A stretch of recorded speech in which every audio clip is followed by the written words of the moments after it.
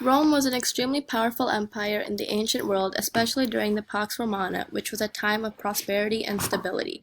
However, that utopia would eventually come to an end with the fall of the West. Why? It is impossible to locate one specific cause due to multiple factors. These factors can be categorized into certain groups of problems: economic, administrative, military, and external invasion. However, these groups of problems are not specific to Rome, as they can also be seen in the collapse of other empires such as Persia and China. Diocletian was a very important figure in the fate of Rome. He was originally a peasant who later became a provincial governor of Balkan. He rose through the ranks, eventually becoming the emperor of Rome. His major works as emperor were building huge imperial palaces and splitting the Roman Empire into a tetrarchy. The tetrarchy consisted of two co-empires, the East and the West. Each half had a leader who was called the Augustus, and each Augustus had a Caesar who were co-rulers to the Augusti and were in line to be successors. The Augusti viewed each other as rivals. The tetrarchy was terminated when Diocletian died and Constantine came to rule. Although the four co-ruler system was dismantled, the empire was still split into two parts under the rule of Constantine. Under the rule of Constantine, a new capital replaced Rome, Constantinople. Along with changing the administrative system, Diocletian also increased the size of the Roman army in order to deal with the problems that were occurring at the time. Little did he know that the increased army size would not be good in the long run. Diocletian's reforms, although helpful at the time, would cause problems later down the line.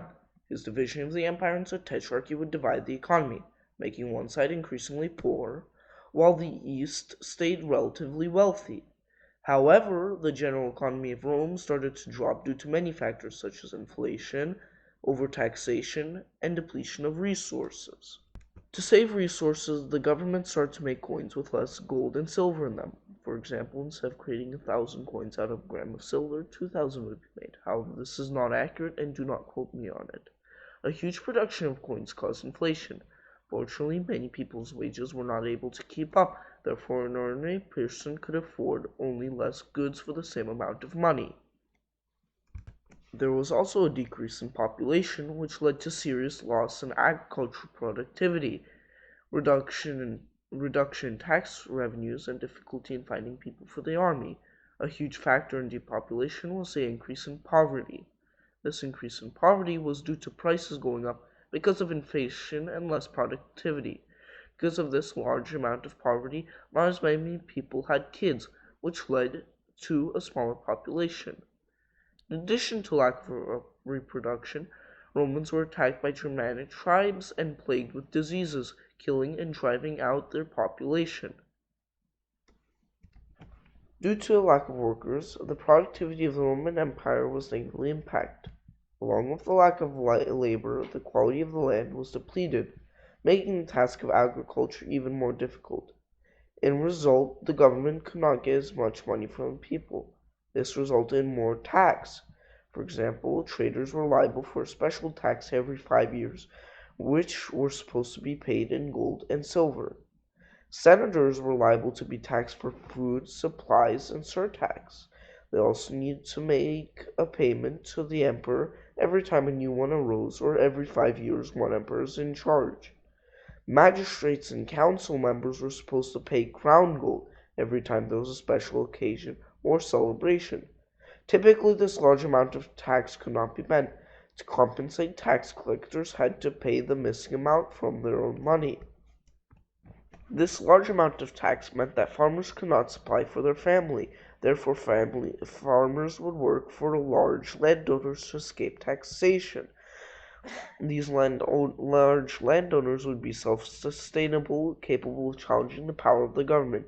In fact, they became extremely influential, taking away the voices of the peasants, merchants, and traders. The decrease in independent farmers would cause city economy to collapse, since the marketplace would rely on farmers. However, because of large landowners had no need to sell their crops and other needs would be provided on the estate. Other factors that contributed to poor economy problems were the decline in trade, depletion of mines, and disappearance of transportation. In summary, the decrease in productivity, debasement of coins, depletion in quality of farmland, and overtaxation created problems for the Romans. Depopulation did not only affect the economy, it also affected the military. The requirements of Diocletian's new army size could not be met due to the lack of population. In order to compensate for the low numbers, Rome started to hire Germanic tribesmen into their army. In some cases, they were mixed in with the rest of the army, and in other times, there would be a unit of tribesmen. At first, the tribesmen were loyal to Rome because of the financial support given by the Roman Empire. However, the tribesmen would later rebel, persuading both the Eastern and the Western Empire to kill the Germanic tribesmen. When the East and the West decided to kill off all the Germanic tribesmen in the empire, the West wasn't able to completely eradicate the presence of Germanic tribesmen in the military, so the West did the best they could to get the Germanic tribesmen out of high ranks. When the western half of the empire rebuilt the army, it wasn't the same as before. The new soldiers weren't as trained or disciplined as the past army. There were laws made to try and recruit men for the army, but in many cases people found a way around it. One example of these laws is that there would be a punishment for people who sent inadequate soldiers to fight. There were also punishments for men who purposely mutilated themselves so they wouldn't have to go to the army. After the army was weakened due to the lack of tribesmen, Rome was liable to external invasions.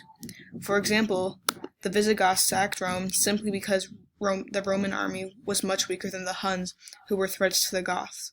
The Huns were migrants from the Han, and they pushed many Germanic tribesmen into Roman territory. After the Visigoths sacked Rome, they proceeded to take Spain away from the empire in 410 AD. Later on, they set up various Germanic kingdoms along the western half of the empire. Due to all of the problems in Rome's government, military, and economy, outside forces were able to invade, causing the fall of Rome. However, only the western half fell. The east still remained. One of the reasons why the west fell was its large border. The west faced the main force of barbarians, requiring them to have extremely high demands. Their demands were so high that the east stopped supplying them with resources. The east did not have to deal with these external problems due to having a smaller border. In fact, the east were able to pay off the barbarians and push them to attack the west instead. The east were able to survive the attacks from the Goths due to these advantages. In general, it can be seen that the east had a wealthier and larger population, allowing them to have a more security and prosperity. However, the west's larger border was not the only reason why they fell. The west was also lacking in economy due to the shortage of gold and debasement and disappearance of coins. There was also a regression in trade, especially in the western provinces. These trends deprived them of even more resources. Land transport also became extremely expensive, and the only cheap mode of transportation was by sea. However, the east dominated sea traffic, stripping the west of effective ways of communication or trade. Finally, the disbandment of armies and difficulty raising them allowed the west to become invaded.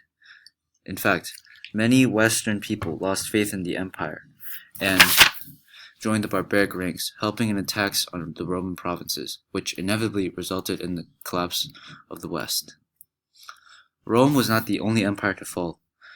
Persia and China, two other powerful empires, also fell. Even though these empires were separate from each other, the two reasons why they fell are similar. One extremely impactful cause was the fight for the throne. In Rome, there was a succession trouble similar to Persia and China. In Persia and China, there were always fights over who would rule after an emperor passed. Despite Rome not having a family rule over the people, there were still problems with replacing the emperor. For a time in Rome, there were many emperors who only ruled for a little amount of time, such as a year or two. This cycle causes political instability, weakening the central core of the government, just like in Persia and China. However, the succession of the throne did not cause empires to fall. Another factor was the growing power of the provinces. At the end of each empire, it can be seen that instead of the emperor having the most of the power, provincial governors and landlords became more influential. In Persia, the satraps, which were officials who were in charge of satrapies, became more and more powerful.